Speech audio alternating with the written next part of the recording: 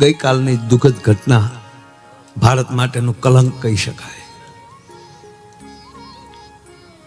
ભારતની સહન શક્તિનું આ માઠું પરિણામ છે. ભારતની સહન શક્તિ પહેલી વાર જોયું આવું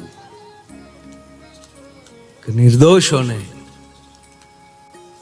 પહેલગામની અંદર કાશ્મીરમાં તમે કલ્પના તો કરો કે એની પત્ની બાજુમાં ઊભી હોય અને એ કગળતી હોય કે તમે મને મારી નાખો, મારા પતિને નહીં, તું કેવો છો એ કે. એમાં એકને બિચારા એક અધિકારીને, એક સારા કોઈક ઓફિસર હતા, એને તો કલમો આવડતો હતો, તે બચી ગયો.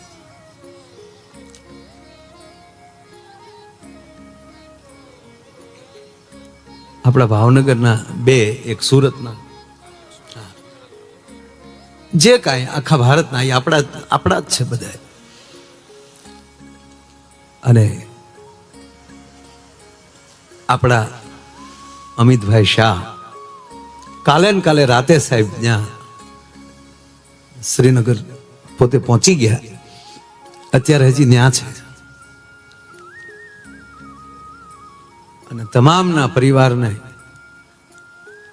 હવાઈ માર્ગે અત્યારે લગભગ 12-12:30 અહીંયા ભાવનગર પણ અત્યારે આવવાના હતા. અને આપણા મુખ્યમંત્રી શ્રી એ અત્યારે ભાવનગર પહોંચી ગયા. સવારમાં એ શમશાન યાત્રામાં હાજરી દેવાના છે. અને કૈલાસમાં પૂજ્ય બાપુને કથા જ્યારે હતી તો એમના ભાઈએ વિદાય લીધી તો બાપુએ કે ભાઈ અમારે સાધુની પાછળ તો ભજન જ હોય, તો આ કથા એ બંધ નહોતી રાખી. પણ આજની 10 વાગે સાહેબ બાપુએ નિર્ણય કરી નાખ્યો, પોતે કંપી ગયા. કરે આપણા આવો માનવ સંહાર અને એક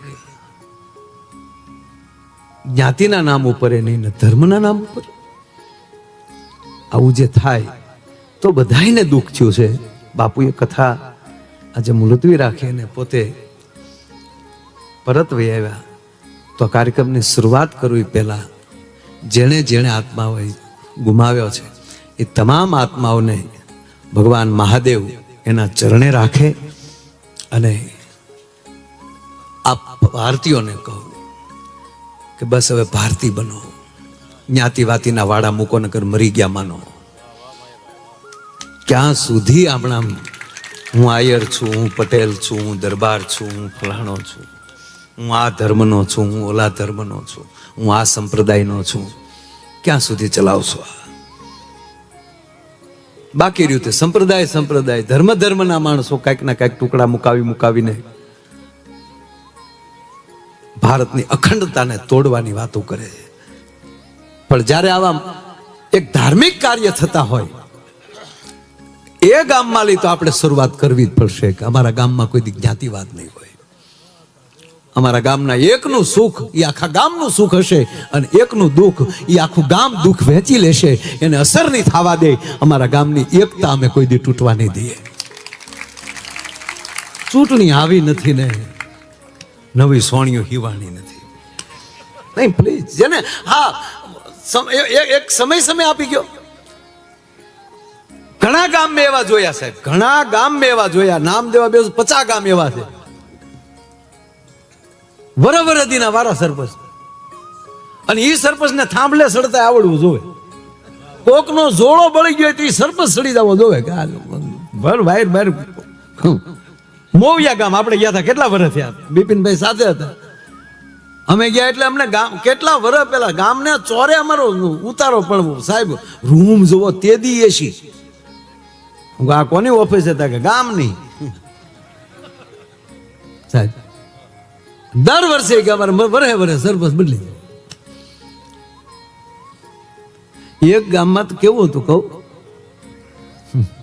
જે ગામનો રાજા થાય, રાજા એ 5 વર્ષ રાજા રે. 5મે વર્ષે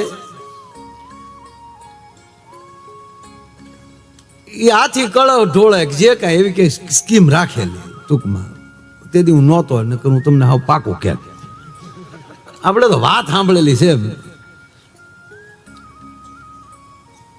તે બિપિનભાઈ જેની માથે હાથી કળવ ઢોળે એ રાજા પણ ઈ રાજાને ગાદીએ બેસીને પહેલું વહેલું કામ શું કરવાનું ખબર આની પહેલા જે રાજા ગાદીએથી ઉતર્યો ને એને બંધી બનાવવાનો એને બંધી બનાવી અને એને ગામમાં ફેરવવાનો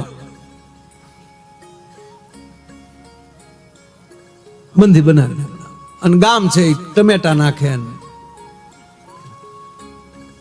અને પછી મોટું નદી હતી એ ગામમાં એ નદીને સામે કાંઠે ભયાનક જંગલ હતું અને એમાં માનવ ભક્ષી હિંસક પ્રાણીઓ રહેતા એમાં જંગલમાં છોડી દેવાનું હિંસક પ્રાણીઓ એને ખાઈ જાય હવે તમે સાંભળો કે આવું થવાનું એટલે 5 વર્ષમાં એના છોકરાઓ હાટું રાજા કેટલા ખોબા ઉપર લેતા કે 5 વર્ષ પછી મરી જવાનું છે આપણે પછી થઈ જ નહીં એટલે પબ્લિક એને પાછું મારતી અરે તે અમને 5 વર્ષમાં તોડવી નાખ્યા આવું 5 વર્ષ સાંભળજો આ વાતો મારી વાત આખી સાંભળવાની નાખી દીધા જેવી ન હોય ઘણા અડધી સાંભળી રહી જાય ઠીક આપણું લાવ્યા એટલે ભાઈ એવું નથી તમે આખું સાંભળો હવે સાંભળો એમાં એક રાજાને 5 વર્ષ પૂરા થયા બાબુ નવો રાજા ગાદી આવ્યો એટલે કીધું બાંધો આને બંધી બનાવો એટલે આને કીધું મને બંધી બનાવવાની જરૂર નથી હું ભાગી નહીં જાઉં બંધી માટે બનાવતા કે ખબર હશે કે આગળ માનવ ભક્ષી પ્રાણીઓ માન નાખશે ઓલા કીધું ભલે મને સાહેબ ખુલ્લામાં જ્યારે નીકળે છે તો પબ્લિક રડે છે મહારાજા અમને માફ કરજો કે આવો રાજા અમને પાછો નહીં મળે 5 વર્ષમાં પબ્લિકને પી ગયો તો માણસ એટલું નહીં પ્રતાપભાઈ ને જ્યારે નૌકામાં બેસાડે છે આ કાઠેલી પબ્લિક ને ખબર નથી એ પબ્લિક આમ રડતું આમ હાથ કરે છે અને આ ટેજ થી નૌકામાં બેઠો છે નૌકા હાંકનારો માણસ કારણ કે બહુ લાંબી નદી હતી ગંગા જેવી વચ્ચે જ્યાં પહોંચે છે ત્યારે નૌકામાં જે ચલાવનારો માણસ કહે છે કે મને પહેલી વાર એવો રાજા મળે છે કે મુક્ત થઈને બેઠો છે અને મોજથી બેઠો છે અને પહેલો એવો કે રાજા છે કે એને પબ્લિક રડતા રડતા વિદાય આપે છે મહારાજા આપે શું કર્યું એવું તમને મોતનો ભય નથી હમણાં હું તમને સામે કાંઠે ઉતારી દઈશ